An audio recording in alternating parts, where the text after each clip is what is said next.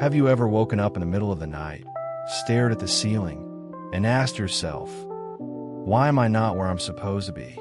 Have you ever scrolled through social media, watched someone else succeed, and felt that cold knot in your stomach? Not jealousy, but something worse. The terrifying suspicion that you might just be ordinary, that you were born with the same 24 hours as the giants, but somehow you're spending yours shrinking? Here's the question that keeps me up at night. What if the only thing standing between me and everything I've ever wanted is the story I keep telling myself? Let me paint you a picture. Imagine you're sitting in your car, in the parking lot of your 9-to-5 job. The engine is off, but you haven't moved. Your hands are still gripping the steering wheel, and your knuckles are white.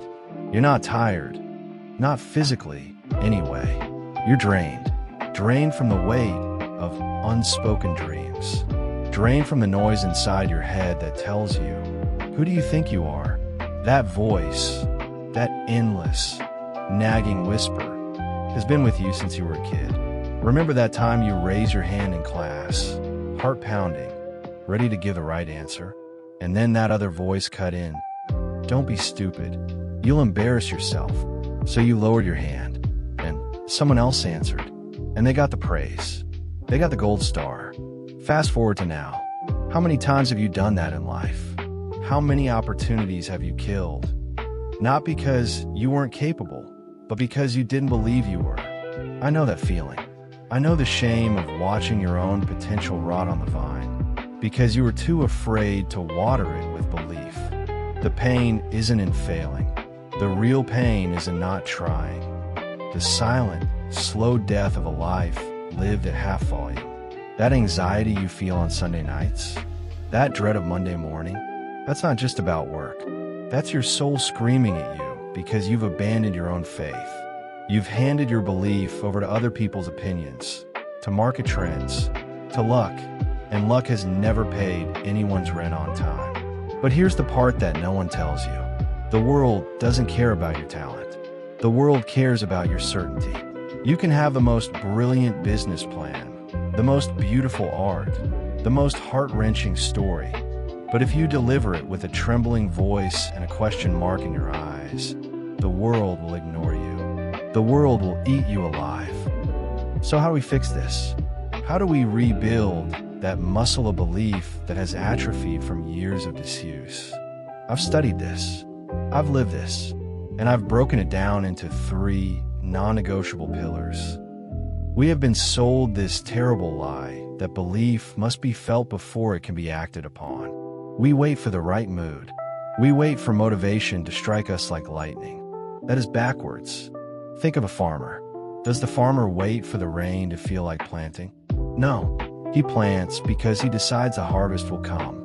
He throws seeds into dry dirt because his belief is in the process, not the weather. Let me give you a real example. In the early 2000s, there was a struggling writer who was rejected by 12 different publishers. 12. They told him his story was too long, too weird, too dark. He didn't feel confident. He felt like a fraud. But every single morning, he sat at his typewriter and made a decision. I am a writer, and I will finish this book. He didn't wait for the feeling of confidence. He decided to act as if. That book went on to sell over 120 million copies. It's The Alchemist by Paulo Coelho. He once said, "The secret of life is to fall 7 times and to get up 8 times. But getting up isn't an emotion. It's a choice. You must decide, right now, that your belief is bigger than your fear. You don't feel your way into belief. You act your way into belief. If you wear yellow-tinted glasses, everything looks yellow. If you wear blue, everything looks blue. Your belief system is exactly that. It is the lens through which you see every event, every person, and every opportunity. If you believe the world is dangerous, you will only see threats.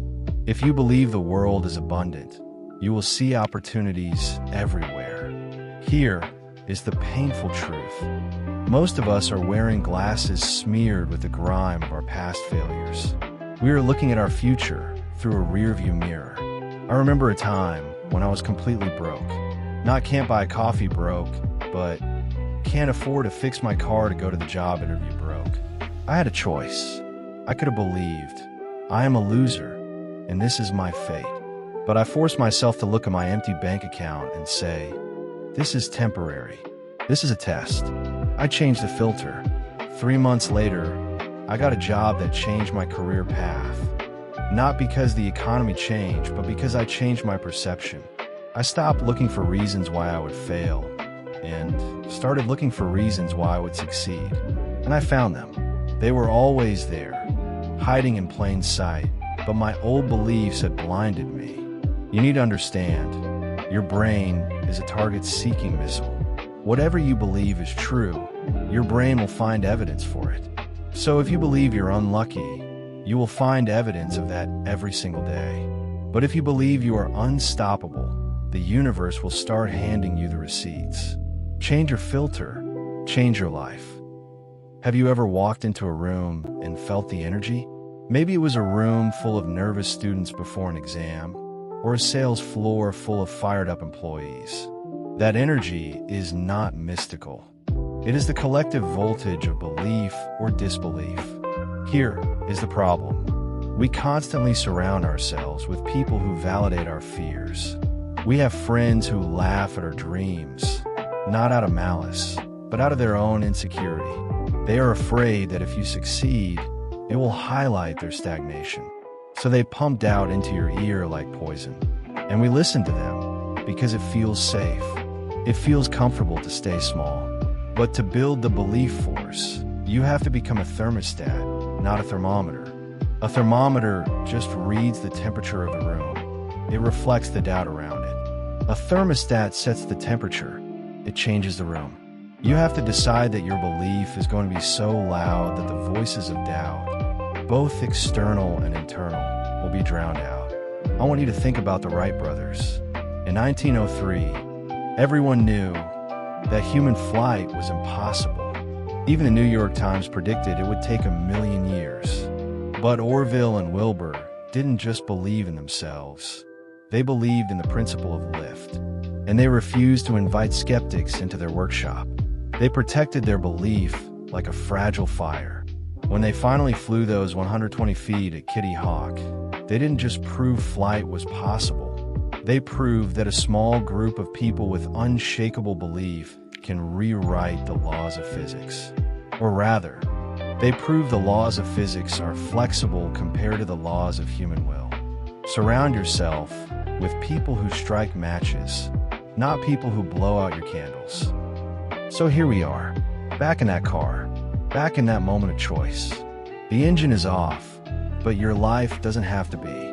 I'm not going to lie to you and say that belief will make everything easy. It won't. You will still fail. You will still cry.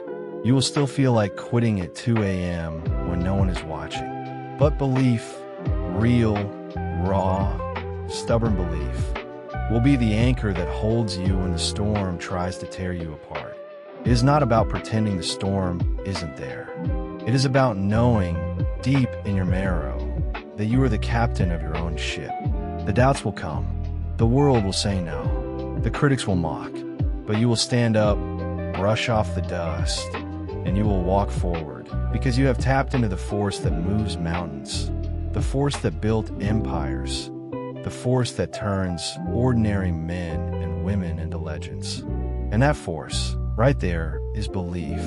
Now, I'm going to ask you for something. If this message hit you, if it struck a nerve, if you felt that spark of fire in your chest, then don't let it die here. Don't let this be just another video you watch and forget. Take action. Hit that subscribe button. Not for me, for you. Because every single time you hit that button, you're telling the algorithm, but more importantly, you're telling yourself, I am ready. I am ready to change. I am ready to believe. Subscribe to this channel, and let's walk this path together. Because the world doesn't need more passive viewers. It needs active believers. And I believe in you. Now, go out there and prove it to yourself. Subscribe now. I'll see you in the next one.